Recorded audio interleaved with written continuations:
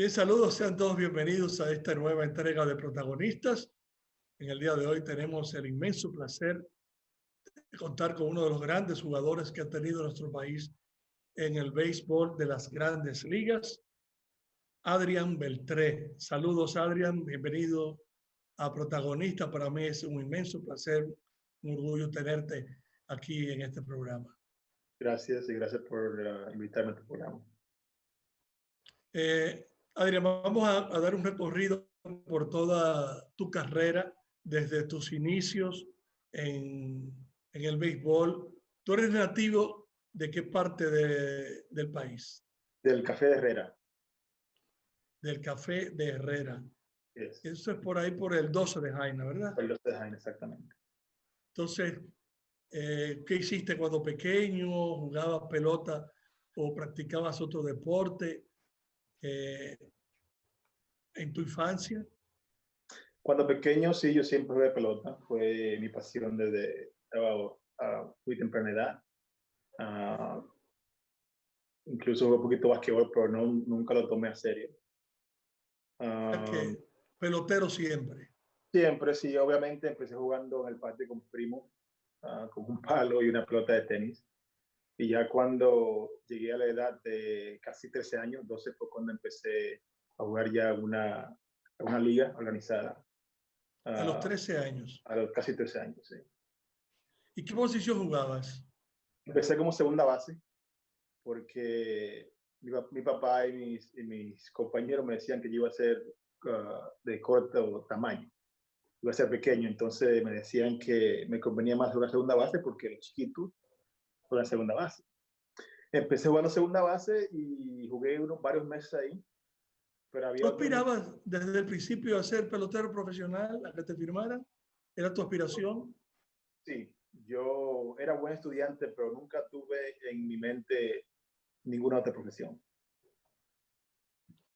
Siempre tenía presente que yo tenía el chance de hacerlo y lo iba a tratar, iba a pelearlo hasta que lo lograra.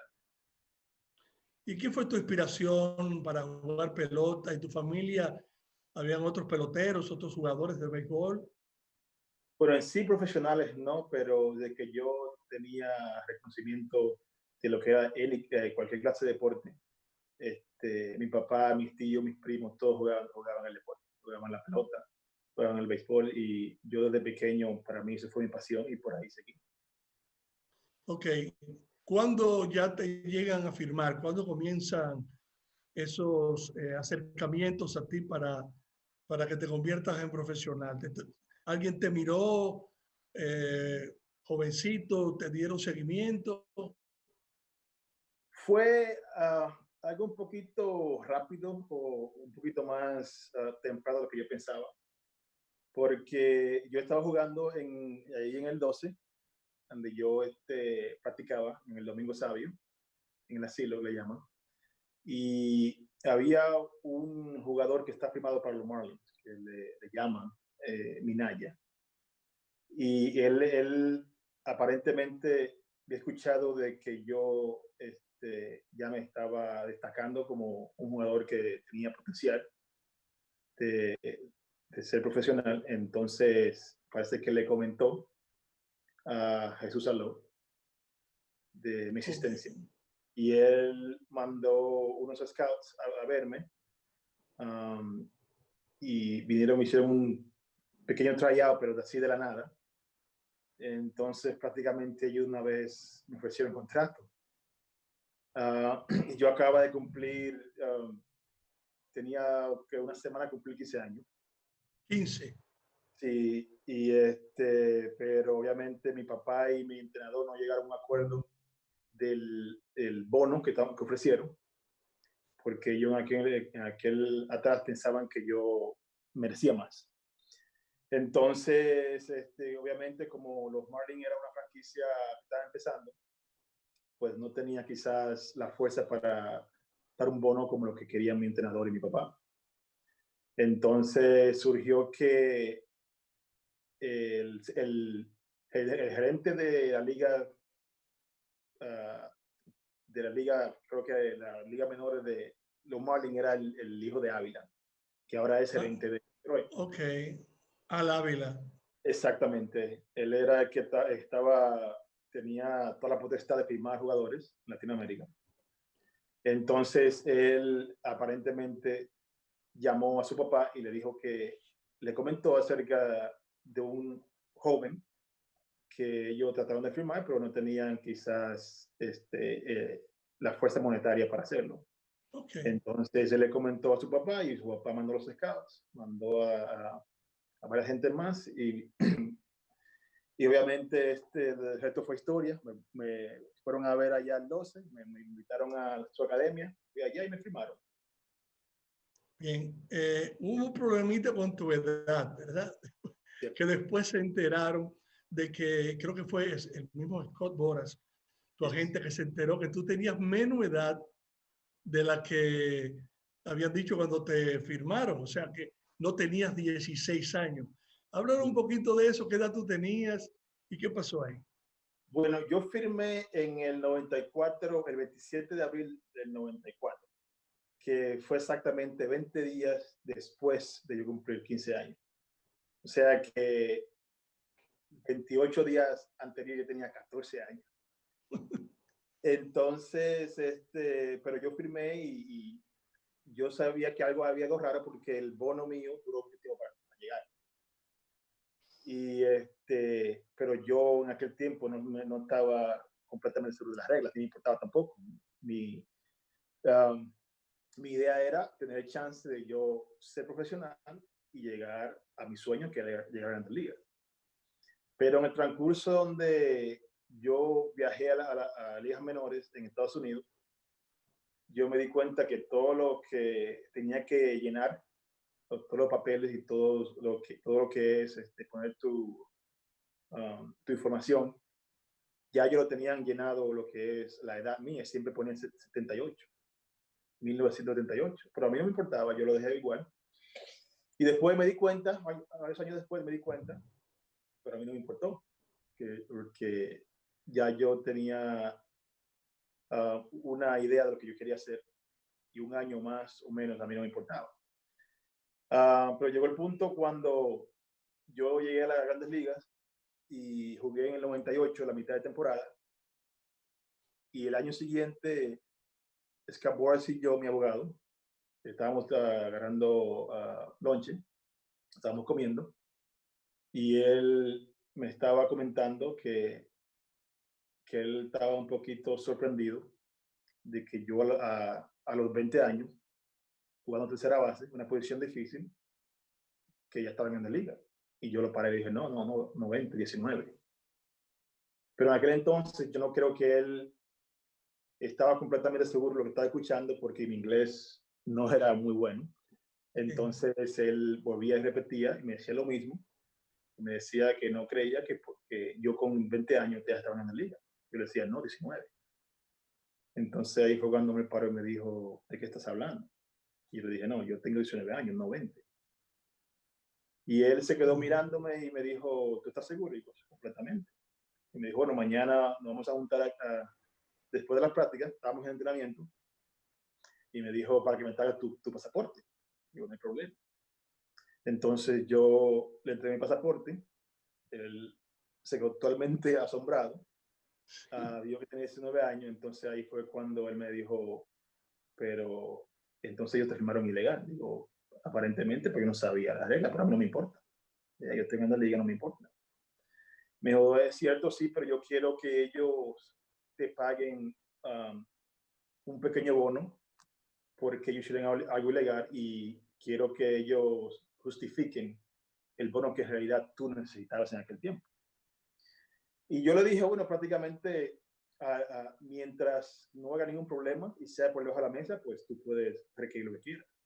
Y ya fue cuando mi abogado llamó al gerente, que aquel tiempo creo que era, no sé si era Kevin Malone o otro señor que despidió después.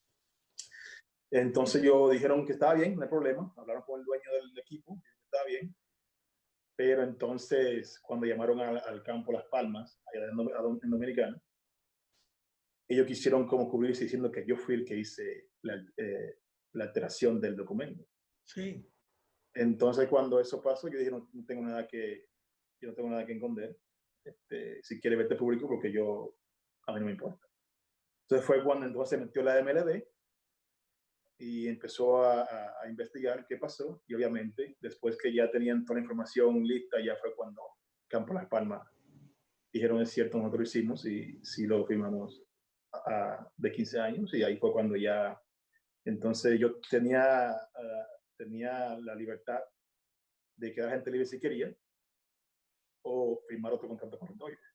Y entonces yo decidí firmar otra vez con los Dodgers y me dieron 3 años de contrato. Y así pasó todo. Y me arreglé la vida, obviamente, porque el punto para tener abogado era que me iba a ayudar mucho para la agencia libre. En vez de tener 26, 27 años, iba a tener 25, 26. Entonces, ese fue el punto principal para por qué quería él arreglar mi edad. Y en realidad sí ayudó mucho en mi agencia libre. Bien, vamos a la pausa y regresamos un momento, porque esto es una historia sumamente interesante. Adelante, señor director.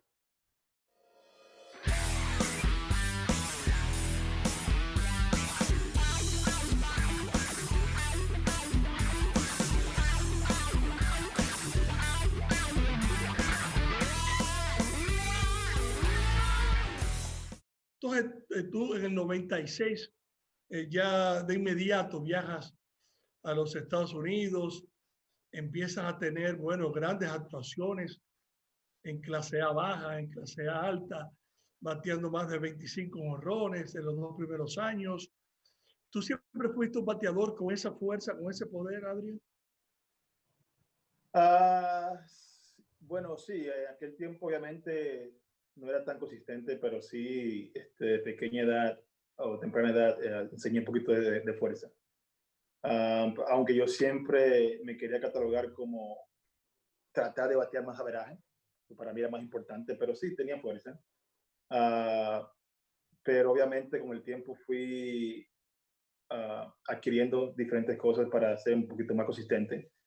Pero tenía muchas cosas que tenía que mejorar al principio, que quizás me tomaba tiempo no ser consistente como yo quería. Entonces a los 19 años te suben a Grandes Ligas. ¿Cierto? Muy joven. Y bueno, comenzaste ese año, en el 99, en las menores, pero después te subieron y ya terminaste. Perdón, fue, sí, en el 98 te subieron y terminaste las Grandes Ligas. Y ya desde el año siguiente fuiste a regular con el equipo de los Dodgers de Los Ángeles. ¿Tuvo una buena influencia en ti la presencia de Manuel Mota, pensando ahora yo que estaba con el equipo ya como instructor? Sí, obviamente Manny Mota me ayudó mucho, inmensamente agradecido de Mota. Pero no solamente Manny Mota, yo tenía ahí también a Mondesi, Ramón Martínez, a José Vizcaíno, que fueron para mí lo que empezaron a guiarme y a darme mucha información que yo necesitaba. Y quizás dame un poquito de aliento, porque cuando tú llegas a Grande Liga a temprana edad, tan joven, con tantas cosas que hay alrededor, uno se pone un poquito, se pone un poquito loco porque no cree lo que está viendo. Y a veces como tienes tú una persona que ya ha estado ahí mucho tiempo y te dice unas cosas y te calma un poquito, pues ayuda mucho. Y para mí eso me ayudó tremendamente los primeros años en Grande Liga. Adrián, en esas primeras temporadas, en 3 ocasiones, bateaste en esos primeros años con el equipo de los Dodgers de Los Ángeles, del 98 al 2003, varias veces conectaste por encima de 20 cuadrangulares, pero entonces te declaras agente libre y en el 2004 en el 2004, ya tu último año con los Dodgers, bateas 48 cuadrangulares, remolcas 121 carreras, fue un año extraordinario, 3.34. Lo único que podía quitarte el MVP, como te lo quitó, fue Barry Bonds, con esa temporada que tuvo en el 2004. ¿Qué pasó? ¿Qué cambio hubo en Adrián Beltré para pasar de 23 cuadrangulares en el 2003 a 48 en el 2004? Creo que ha habido muchos factores, Emilio. Creo que principalmente ya tenía más experiencia. Y yo tenía, primero 4 o 5 años, tenía problemas con lo que es mantenerme en ritmo. Yo tenía una mala costumbre de siempre empezar bien lento. Los primeros meses tenía una inconsistencia increíble. Yo siempre estaba bateando por 180, 190, 215 en junio. O sea que me costaba mucho regresar y pelear y terminar la temporada bien, porque tenía que tener una segunda mitad increíble. Y ese año me sentí mucho mejor bateando y más consistente. Trabajé con una persona en Arizona, Jim LaFever, en el bateo, para tratar de superar esa parte de mí que no me gustaba. Pero aparte de eso, yo también sufrí una lesión en el tobillo izquierdo que tenía sobrehuesos. Entonces, y mucha gente dice que quizás esa fue la razón por qué yo tuve un buen año, aunque ni yo ni nadie lo puede probar, obviamente. Pero cuando surge cuando pasó entrenamiento, empecé a sentir unos dolores en el tobillo y me mandaban a tirar varias resonancias. Se dieron cuenta que tenía sobrehueso en el tobillo.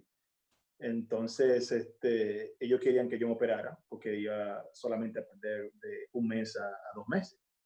Y querían que lo haga temprano, pero yo dije, este es mi año libre, yo no puedo perder tanto tiempo.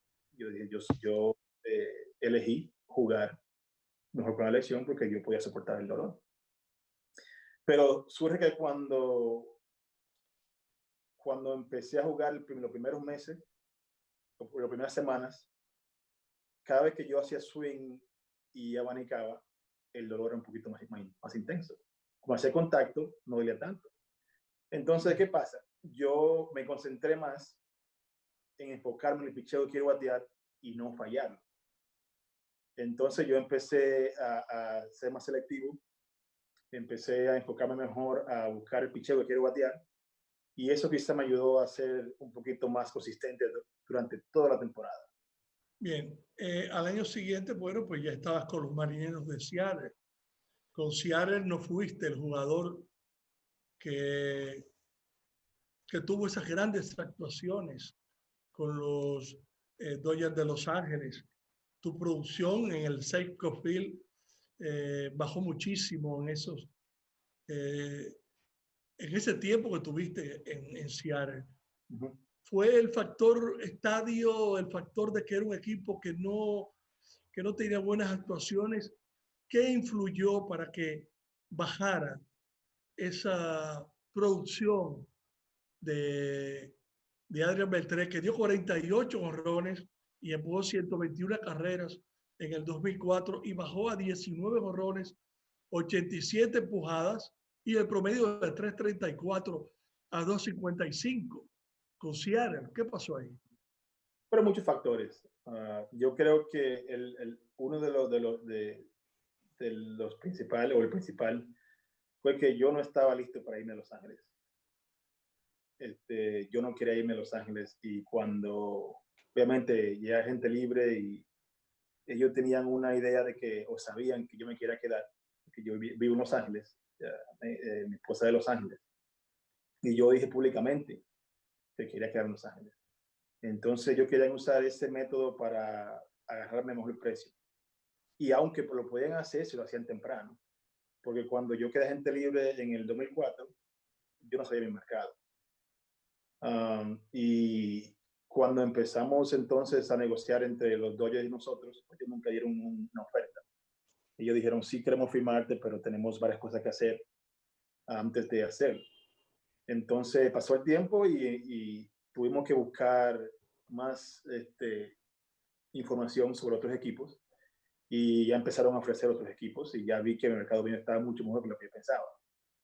Tenía varias ofertas, y entonces los Dodgers vinieron, obviamente, tienen ofertas 60, 70 millones, y los Dodgers vienen con 36 millones. O sea, por más que me quiera quedar en Los Ángeles, que vivía Claro. aquí, yo no podía hacer eso. Sí. Eso fue para mí algo, un insulto prácticamente. Entonces yo decidí, obviamente, con el dolor de mi alma, irme para Seattle, pero cuando llegué a Seattle yo no estaba completamente contento. Sentí como que estaba fuera de lugar, que yo nunca me vi fuera de Los Ángeles. Y ya llegué a Seattle como con algo negativo en mi mente. Pero aparte de eso también fue nueva liga, uh, la presión que yo mismo me puse en mí, teniendo el contrato más grande que Seattle había dado en aquel tiempo. Llegar a un estadio completamente diferente, que la bola no corre, y tener la presión de justificar mi contrato. Fue algo que yo mismo creé en mí mismo en aquel tiempo. Y todos esos factores obviamente fueron parte de eso. Yo sentí que ese año, especialmente el primer año en Seattle en 2005, fue mi peor año de mi carrera. Porque por más que yo trataba de salir de las rachas malas, no podía. Y querer justificar mi contrato en un año o en cada turno fue algo totalmente que yo fui el que me puse eso en mi cabeza. Y sí, fue un año terrible. No tengo, no puedo señalar exactamente cuál fue la razón, pero fue para mí el peor año de mi carrera. Y el estadio, porque era un estadio difícil de dar cuadrangulares, ¿también influyó en eso, Adrián? Sí, fue parte, porque incluso la primera semana yo empecé bien, yo empecé dando la bola bien, pero la bola completamente se paraba y le daban tiempo a los outfielders de llegar y a pararla. Entonces yo empecé a querer dar la bola más duro, y más duro, y más duro, y era donde creaba esos hábitos malos que uno como bateador se crea. Pero igualmente también jugábamos la mitad del juego en la ruta. O sea, no solamente fue el estadio, fue en muchos factores que hicieron eso, que fue totalmente parte de, yo no estaba mentalmente ready para quizás estar listo para una campaña de esa manera donde iba a ser la primera vez que tenía tantas cosas en mi mente y tener que lidiar con lo que es prácticamente ser uno de los principales de esta franquicia. Bien, vamos a la pausa y regresamos en breve con más en Protagonistas.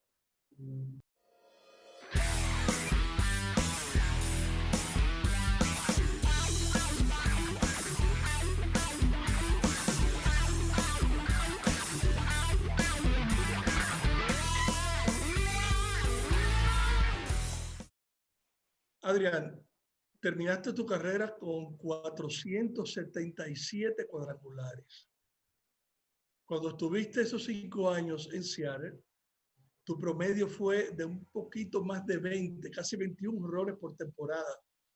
Eso sí, o sea, muy por debajo de como tú actuaste en Texas y también con el equipo de los Dodgers de Los Ángeles. Eso significa que fácilmente pudiste haber conectado, además de los 3,000 hits, sobre 3,000 hits de tu carrera, pudiste haber sido un bateador de 500 honrones. ¿Has pensado alguna vez en eso? Nunca lo tuve en mi mente, pero obviamente cuando yo le comentaba a mis compañeros que quizás ya iba a ser mi último año en el 2018, ellos se enfocaron en eso, se enfocaron que no lo haga porque yo podía ser el único tercera base o el primero con 3,000 hits y 500 honrones, pero que para mí los números en el béisbol, para mí los números no tienen tanta importancia. Incluso, aunque yo perdí varios meses en muchas temporadas, y también incluso en el último año en Seattle, yo perdí casi 3 meses.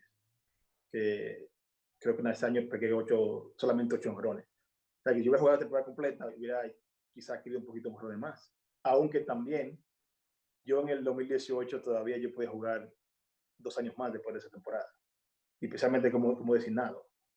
Pero yo elegí que ya yo tenía suficiente años jugando Grandes Ligas y que ya era ya tiempo de venir a la casa y ya y venir a ser padre y esposo y ya enganchar los spikes, como decimos. Sí. Adrián, ya en el 2009, pues sales de Boston y ya entonces en el 2010 firmas por un año. Yo creo que los Medias Rojas, no sé, quizás no quisieron arriesgarte contigo, con que no tuviste esa buena actuación en Seattle como la que, de acuerdo a tu potencial. Entonces, un año en Boston, eso fue un respiro, irte a Boston. Tu producción subió muchísimo. ¿Te gustó Boston? Me encantó Boston, pero fue algo estratégico que me trajo a la mente mi abogado. Okay. Porque obviamente el último año mío en Seattle, yo terminé semi lesionado. Sí. En un hombro izquierdo y jugué solamente la mitad de temporada. Entonces, tuvieron 3 equipos que me ofrecieron 3 años para firmar, pero obviamente quizás un poquito debajo de lo que el mercado estaba en aquel tiempo. Y mi abogado me dijo, si tú crees en ti, pues yo te voy a decir algo. Le pregunto qué es. Me dice, ¿por qué no tratamos esto y firmamos un año para que la liga se vea que tú estás saludable? Juegas un año en un lugar donde te puedan ver y tú apuestas a ti. Y quizás eso puede traer que en vez de 2 o 3 años te ofrezcan 4 o 5 años. Y yo dije, ¿sabes qué? Una buena idea. Yo creo mis habilidades, me siento bien físicamente y yo prefiero hacer eso. Entonces fue cuando decidimos firmar en Boston, que nos cayó como anillo al dedo, porque jugar un equipo bueno, un equipo donde prácticamente todo el mundo lo ve, porque yo estaba normalmente jugando siempre en el oeste, en el Dodgers y Seattle, o sea que en el este era a las 10 de la noche cuando los juegos nosotros empezaban. Entonces elegimos ir a Boston, firmamos un año con una opción y obviamente aparte de eso tenían un tremendo equipo, un equipo también con chance de ganar la Serie Mundial. Firmamos allá, nos fue muy bien, aunque el equipo no se desempeñó de la manera que esperábamos porque hubieron muchísimas lesiones. Entonces, me encantó ahí, sí me gustó. Tuve tremenda temporada e incluso ellos me ofrecieron a mis 5 años también para regresar. Te fue bien, bateaste por encima de 320. No llegaste a dar la cantidad de jonrones que había dado anteriormente con el equipo de los Dodgers, pero diste 28 jonrones y 49 dobles. Me imagino que empujaste más de 100 carreras por primera vez, por segunda vez en tu trayectoria en las grandes ligas. Pero esos 49 jonrones me imagino que habrán sido el monstruo verde, la causa también. Cierto, me quitaba y me daba. Obviamente habían flights que uno pegaba que podían ser out y se convertían en doble. Igualmente habían batazos que uno pegaba y debería ser honrones y terminaban siendo doble. Claro. O sea, que sí, me quitaba y me daba, pero a mí me encantó jugar en ese estadio. Ese estadio tiene una energía increíble y los fanáticos siempre llegan temprano y se van tarde. O sea, que fue una tremenda experiencia jugar en Boston. ¿Por qué no te quedaste? ¿No te ofrecieron cuando te declaraste agente libre, un buen contrato? Sí me ofrecieron, pero lo que pasa es que yo tenía pensado regresar al oeste, porque yo vivo en Los Ángeles, mi familia vive en Los Ángeles. Entonces, yo estaba en el medio donde, ok, buena ciudad, buen equipo, o buena ciudad, buen equipo, pero más lejos de mi familia. Obviamente, el dinero no era factor en aquel tiempo. Yo quería estar cómodo y cerca donde yo podía, los hijos míos iban a estar en la escuela allá, y yo quería ser parte también de un poquito de eso.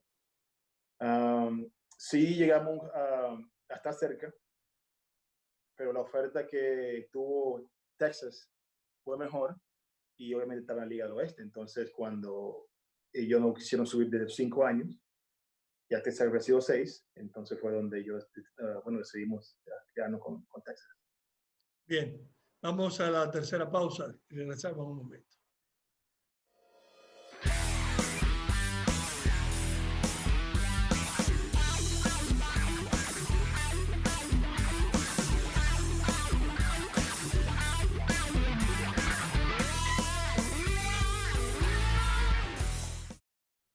Bien, ese primer año, bueno, con el equipo de los Rangers de Texas fue excelente.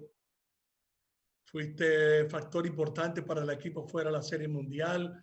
Bateaste casi sobre 300, más de 30 jonrones, más de 100 empujadas, una buena cantidad de dobles. Y fue el año de esa histórica Serie Mundial contra los Cardenales de San Luis. Bueno, donde yo no creo que en ninguna otra oportunidad en la historia del béisbol haya ocurrido lo que ocurrió con Texas y los Cardenales y los Cardenales de San Luis en el 2012 en esa Serie Mundial, ese séptimo juego. Adrián, háblanos un poquito de esa temporada que estaba Nelson Cruz contigo ahí, que también tuvo un buen año y fue factor. Tenían un gran equipo ustedes, con George Hamilton, Elvis Andrews, bueno, fue Ian Kingsley, fue un equipo excelente y estuvieron a punto de ganar ese ansiado anillo de Serie Mundial. Y es cierto, aparte de que fue mi primera temporada con los Rangers y tuve buen desempeño, fue quizá la temporada más dolorosa después que se acabó, obviamente, esa famosa Serie Mundial. Obviamente teníamos un tremendo equipo, teníamos Elvis Andrews, Elvis era segundo bate, Ian, teníamos a Michael Young, Josh, Nelson, Maynard. Teníamos un tremendo equipo. El picheo era decente, no era el mejor, pero nosotros teníamos la ofensiva para respaldar a cualquier clase de pique que estaba ahí. Entonces, y lo logramos. La temporada fue increíble como conjunto. Logramos ganar el oeste. Fuimos a la postemporada, le ganamos creo que fue a Tampa, primera serie, después Detroit, y ya nos enfrentamos entonces a San Luis. Sí. Y obviamente ese juego número 6 donde estuvimos 2 veces a ley de un strike para celebrar. Y no pudimos, ¿verdad? Que yo duré, después de esa serie mundial, yo duré como un mes sin poder dormir. Tener algo tan cerca y no poder disfrutarlo fue algo muy, muy doloroso, pero son cosas del deporte. Pero no solamente llegar al noveno, ganando, no por una carrera, no por 2 carreras, le empatan el juego. Después de nuevo, llegan al 10º por 2 carreras de nuevo y también le empatan el juego. Y finalmente David Freese, que fue el hombre que empató en el noveno, dio un cuadrangular para que el equipo de los Cardenales ganara de manera impresionante esa serie mundial. Eso fue algo que me imagino, como tú dices, te costó Sí, asimilar de un tiempo, ¿verdad? sí, fue doloroso, fue muy, muy doloroso. Pero hubo muchos factores en el juego número 6 donde nosotros hicimos También hubo 6. muchos errores mentalmente, también físicamente en el terreno, donde también ayudó al equipo de San Luis a regresar y a darle más chance. Pero aparte de eso, cuando tú tienes un equipo ya leído un strike 2 veces, con 2 carreras arriba, Sí. es difícil pensar que puedas perder su juego, pero obviamente se le da,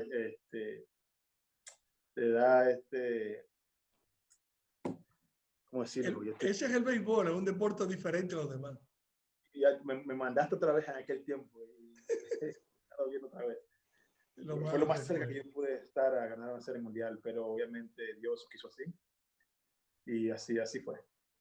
Había un buen ambiente para ustedes allá en Texas, con Nelson Cruz, estabas tú, estaba Nestalí Félix, que era el cerrador, estaba Esteban Germán, en un momento estuvo Julio Borbón, también otro lanzador, Alessio Gando.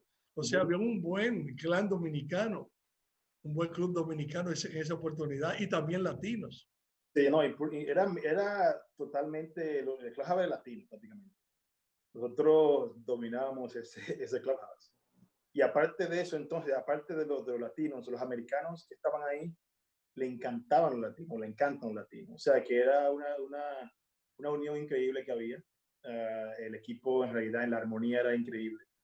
Nos sentíamos que estábamos en la casa de nosotros. Y creo que también eso fue un factor muy bueno porque nosotros tuvimos tan buen desempeño esta temporada. Porque Clubhouse sintió como que estábamos en el patio de la casa. ¿Encontraste que ya Texas era tu hogar porque te quedaste el resto de tu carrera aún terminando el contrato? O sea, ahí finalizaste y tuviste grandes años con el equipo de los Rangers. Sí, de pronto pasó esa temporada, obviamente el factor para mí era importante de que yo mantuviera un equipo competidor para darme chance de yo ganar un serie mundial. Pero de la manera que los fanáticos me acogieron, de la manera que el gerente y los dueños me trataron, fue una atención increíble. O sea, que yo me enamoré de la ciudad. Me gustó, me gustaban cómo yo hacían las cosas. Me gustó cómo me dejaban o nos dejaban a los jugadores nosotros hacer nuestras cosas en Clubhouse. Y prácticamente me enamoré de la ciudad, me enamoré de la atmósfera que había alrededor y me encantó. No quise irme, aunque hubieron varios años donde yo tuve chance de irme como cambio. Me ofrecieron si quería irme como cambio, que estaba libre, pero que querían que me quedara. Y yo, obviamente, lo pensé muchas veces porque mi objetivo principal era ganar. Pero lo pensé muchas veces, pero me quedé porque estaba cómodo y ya quería terminar mi carrera ahí. Adrián, en el 2017 comenzaste lesionado, no jugaste al principio de la temporada, tenías problemas físicos, pero fue una temporada histórica, fue tu temporada de tu hit 3000 en la carrera, te convertiste en ese momento en el primer jugador nacido en República Dominicana en llegar a 3000 hits, porque ya lo había logrado Alex Rodríguez, pero Alex Rodríguez nació en Estados Unidos, por supuesto, dominicano. Sí, fue una temporada muy difícil para mí porque yo recuerdo que yo empecé a trabajar mucho más temprano, una temporada muerta, porque ese año era el año del clásico. Sí. Entonces, yo me estaba enfocando mucho en perder peso y poner un poquito más liviano. Y eso me causó una sobrecarga en las pantorrillas y entonces se me jaló un músculo. Se me jaló el músculo, entonces yo busqué la forma de sentirme bien rápido para que no me bloquearan no jugar en el clásico. En el clásico. Entonces también eso me creó otro problema. Fui al clásico y todo, pero no estaba bien. Obviamente tuve diferentes lesiones en el mismo músculo en la pantorrilla. Y fue la primera vez en mi carrera donde yo perdí la primera apertura del juego, o sea, el opening day. Y obviamente esa temporada tuve varios encuentros con esta misma lesión, donde no me permitió estar completamente saludable. Pero sí fue un año histórico, pero igualmente también fue un poquito difícil en mi mente porque fue una de las temporadas que menos jugué juego esa temporada. Yo recuerdo un lío que tuviste con un árbitro por mover la manta del círculo de espera.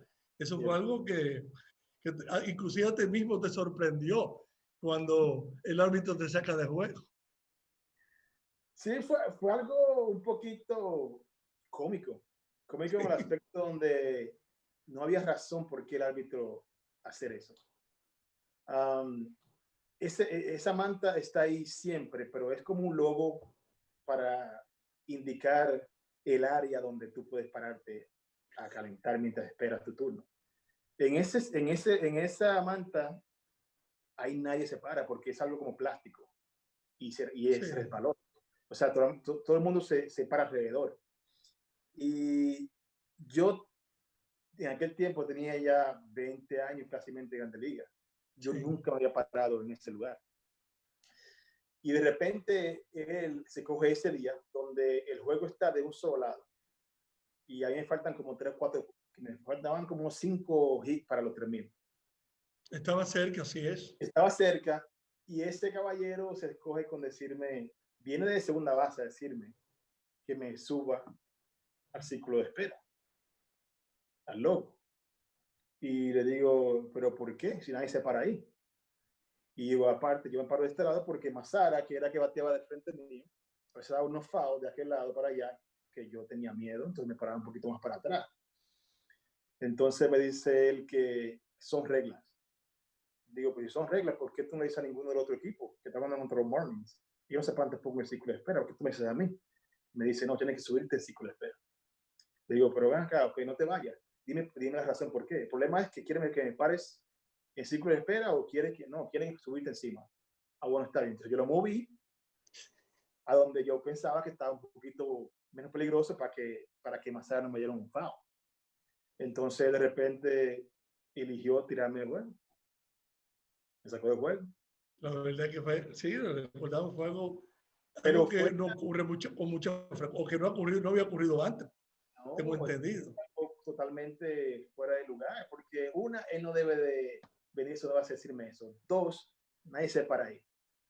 Y tres, incluso fue tan tal que normalmente lo usual cuando a uno lo sacan de juego, siempre le ponen una multa. Automáticamente $500 mínimo creo que es una multa. Aparte, depende de qué tan severa sea la acción del jugador. Y a mí me llamaron, la liga me dijeron que lo sentía que de la manera que se portó el umpire, pero que no iba a haber multa y que por favor lo perdone. Pero incluso, Mario, en ese mismo juego, tú te fijas, los jugadores nunca se paraban en círculo de espera. Después de eso tampoco. Y él no dijo nada. Increíble. Bien, vamos a la pausa y regresamos en un momento.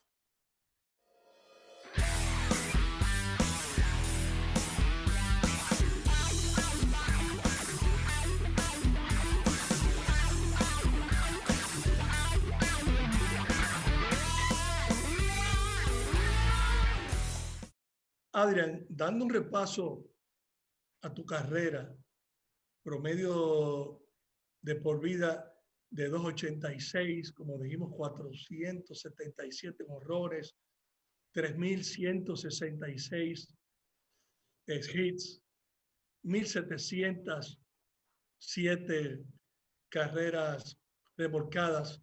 Alberto tiene el camino libre hacia Cooperstown. O sea que nadie te va a parar cuando tengas ya 5 años de retirado. Empezarán esas votaciones y todos esperamos aquí en República Dominicana, y me imagino que tú estarás también confiado en eso, serás escogido para Cooperstown. Bueno, gracias, pero obviamente sí hay números quizás para que haya discusiones sobre eso, pero a mí no me gusta adelantarme a los acontecimientos. Yo no pienso que va a ser algo definitivo.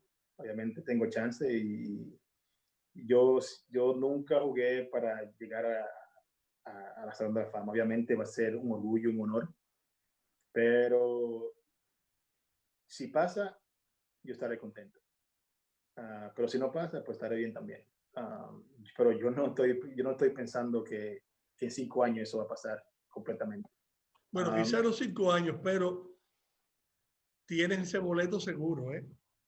Yo no diría que seguro porque obviamente los votantes ven las cosas diferentes y yo he visto jugadores con números similares a los míos que ni cerca están de estar ahí. O sea, que depende cómo yo vean las cosas, pero obviamente hay que esperar y a ver qué no.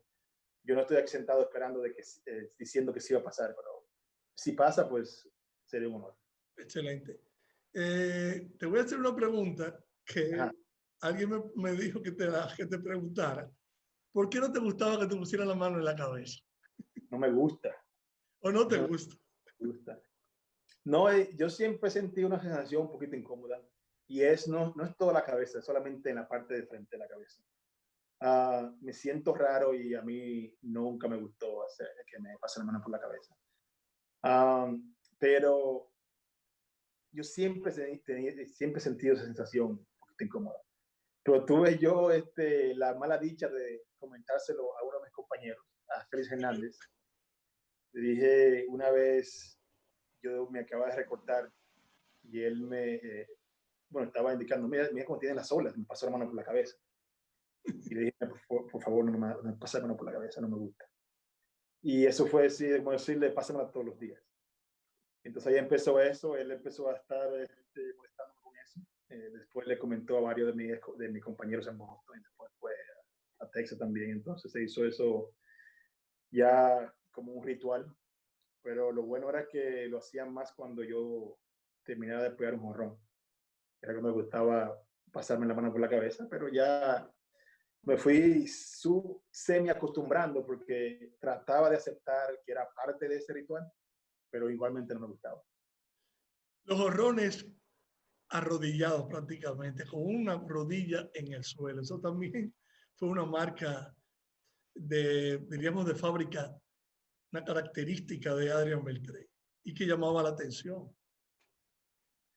Sí, eso surgió, yo tenía un coach de bateo en las menores que él se empeñaba en enseñarme a batear los picheos rompientes. Yo al principio de mi carrera tenía muchos problemas con ese picheo. Entonces, él me indicaba que yo lo que tenía que era que seguir el picheo hasta donde llegara. Entonces, de la manera que me estaba enseñando eso, estaba surgiendo era que yo entonces, con el picheo, porque normalmente pasaba en picheo rompiente. Entonces, yo cuando lo que hacía era que seguía el picheo. Entonces, como el picheo venía bajito, pues yo igualmente también bajaba. O sea, el swing no es totalmente en una rodilla, sino que yo terminaba en una rodilla. Sí.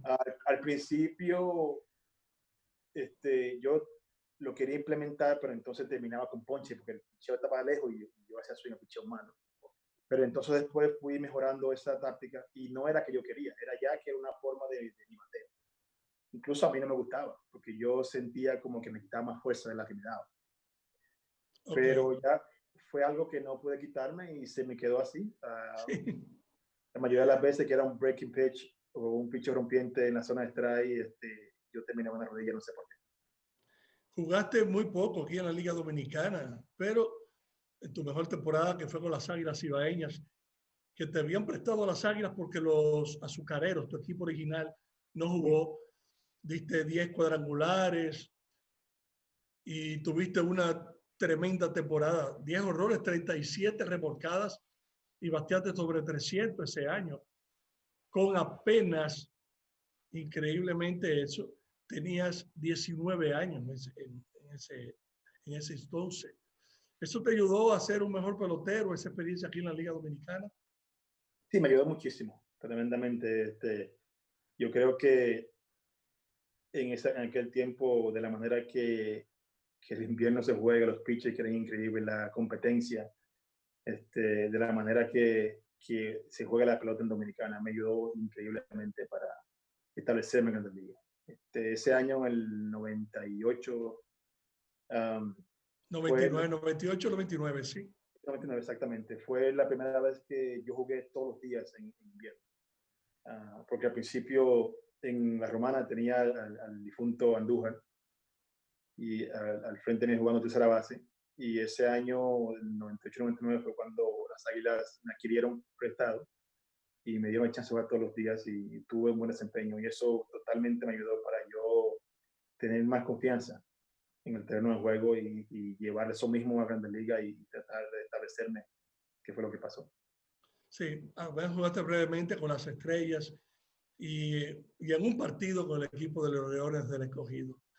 Adrián, gracias. Ha sido un grato placer, un privilegio tenerte aquí en mi programa.